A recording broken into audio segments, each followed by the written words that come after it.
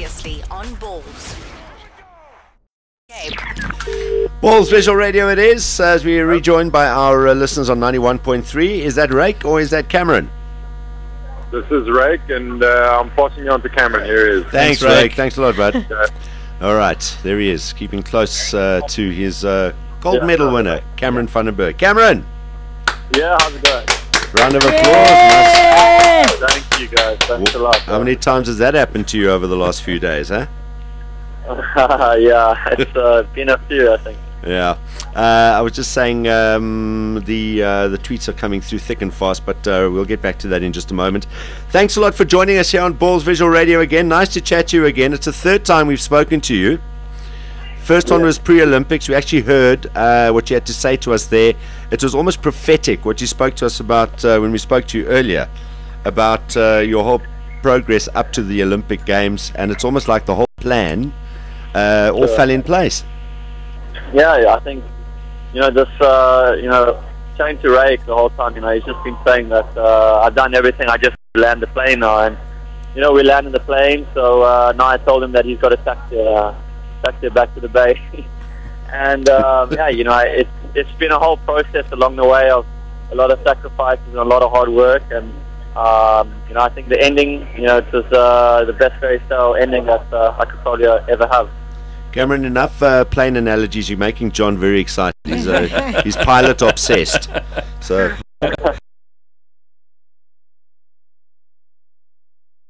The second time we did speak to you was shortly after you'd had all your medals stolen. So please look after that one closely. It's probably the one that you're going to look after most closely. I think I actually was reading about chance on Twitter some bank, I think, they offered on the radio to hold my medal for about a year in a safety deposit box for me. So we'll see when we get back. I think you might have to take them up on that one. Right, what are we going to talk to Cameron about? Cameron, I think Arsenal's lack of signings this next season. Let's talk about that. Yeah. I think what I'm going to do is I'll go over to the Emirates and try and see if I can see the boss itself, sit him down and try and chat some sense in him. Please do. I don't know what the hell's going on. Just sign some of these oaks and get it over with. So tell us, let's get back to the pool. Tell us about just what it's been like over the last couple of days. Obviously a lot of media interviews and stuff, but I mean, we were saying yesterday, this is global. This is not just a few countries. This is global. The Americans, Australians, everybody. And there must have been a massive demand for your time since you won that gold. Yeah. Since, I think since we won, it's been emotional roller coaster. And I think that the race was really special because obviously my friend had passed away, and just walking through the mixed zones and the international press has been really phenomenal for me.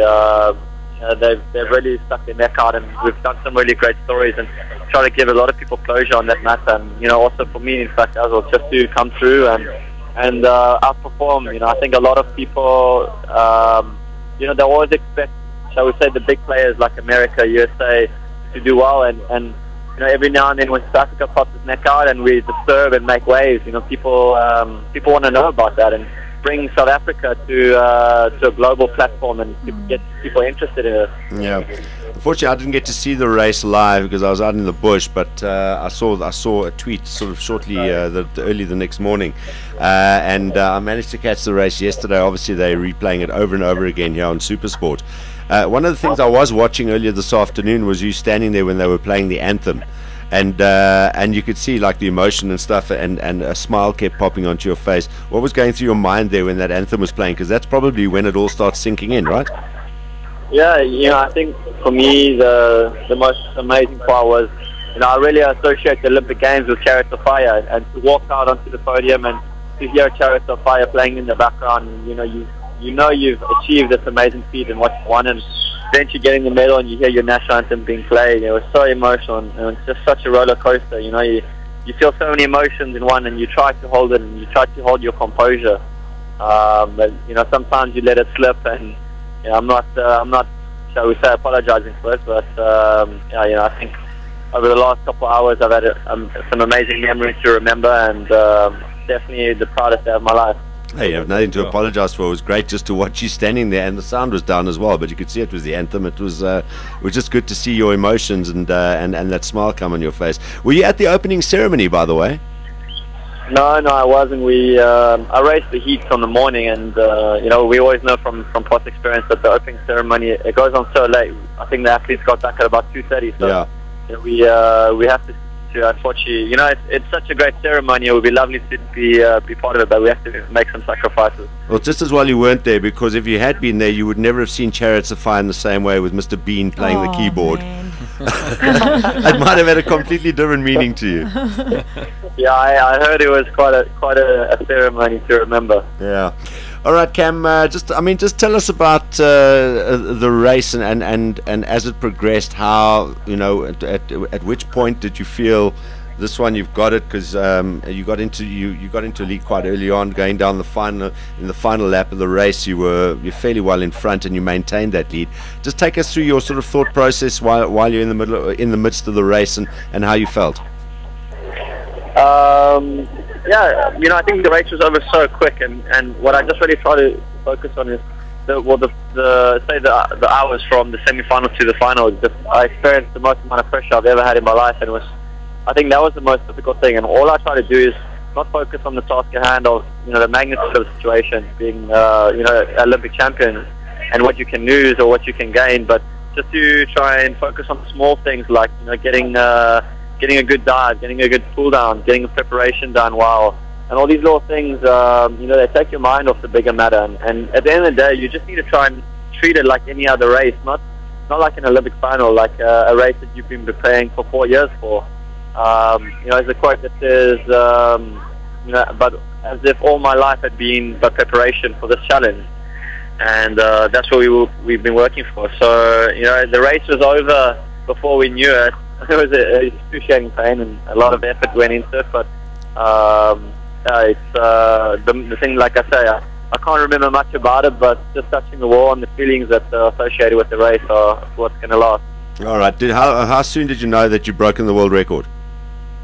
I think when I touched the wall, actually, it took me a couple seconds. I was in so much pain and so disorientated from exerting so much effort that it took a while to read the board, and I had to make sure. Okay, is that me? Did I win? I'm not sure. Yeah, and I heard some people going off, going crazy, and you finally look up and see. You just look for number one. You don't look for the world record, or you don't look at the time. You just look at the position, because that's all that matters at the moment at the Olympic Games. Yeah. For the next 4 years, I'm the Olympic champion. And my world record could be broken in, I'm just saying, the next day, but you can never take that title away for the next 4 years.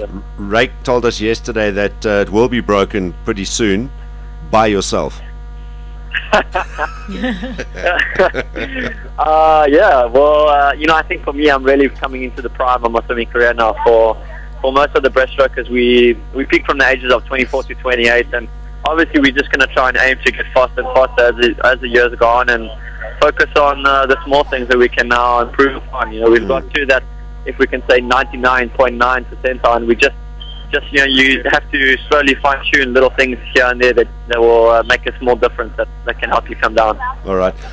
If you do kind of watch some of the highlights, sometimes you catch a glimpse of the screen. Your profile, you must just talk to the TV camera guys. Your profile, for a moment I thought Graham Smith had won a gold. There's a half a point resemblance there.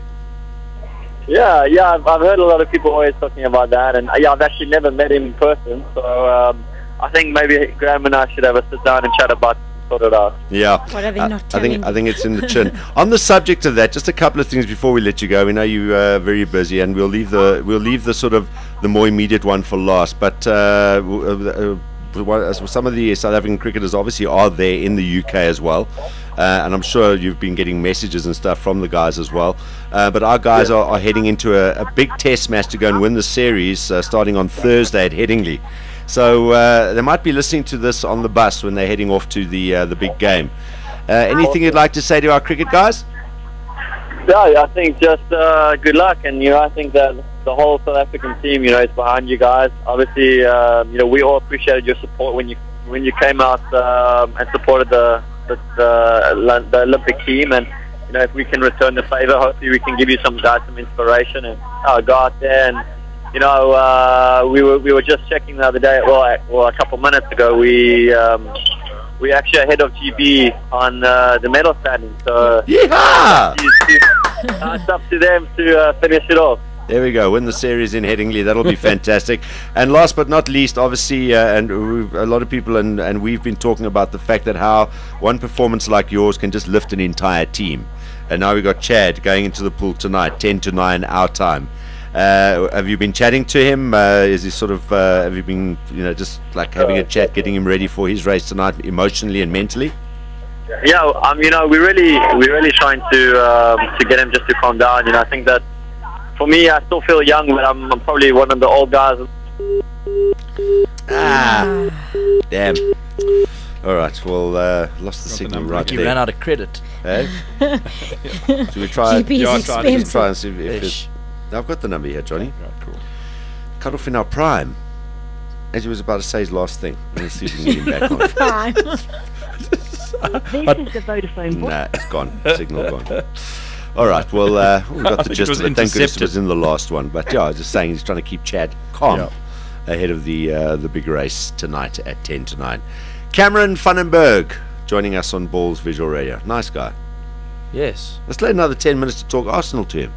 Well, thank goodness. Thank God. Glad it cut off earlier on. Yes. No, but it's nice because sometimes in those lonely Sunday evenings when they Arsenal playing that Sunday night game against like some crappy team like who do you support, John?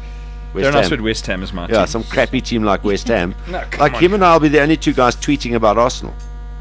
That's fine. That's it. We kind of have like these lonely conversations with each other, and that's it. Reflection of your team, actually. Yeah.